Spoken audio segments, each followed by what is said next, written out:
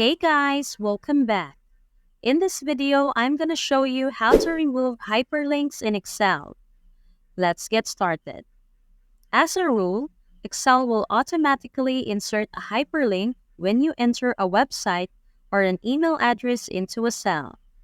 If you want to avoid having hyperlinks included in data tables, you can remove them, and there's more than one way to do that. To remove an individual hyperlink, make sure to select the cell containing the hyperlink.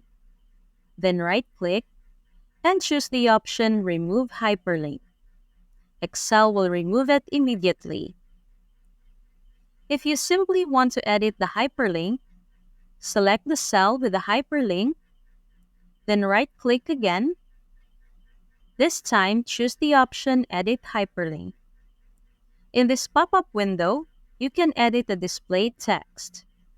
For example, we can add 0 here and into this email address too.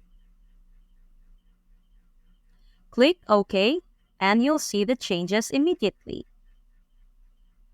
Let's move on now.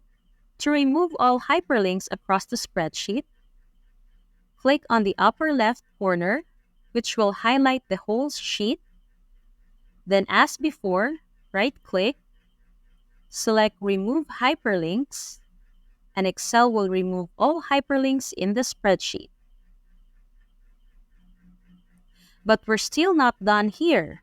Usually, if you enter a web link or an email address into a cell, Excel automatically inserts the hyperlink. Here's the good news. This automatic hyperlinking can be disabled. Let's go through how to do it together. Go to File in the top left corner of the screen, then click on Options, find and select Proofing, and click on Autocorrect Options. Go to the tab Auto Format as you type and find the tick box Internet and Network Paths with Hyperlinks.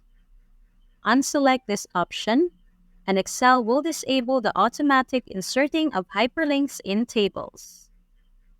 Confirm with OK, and let's try it out together.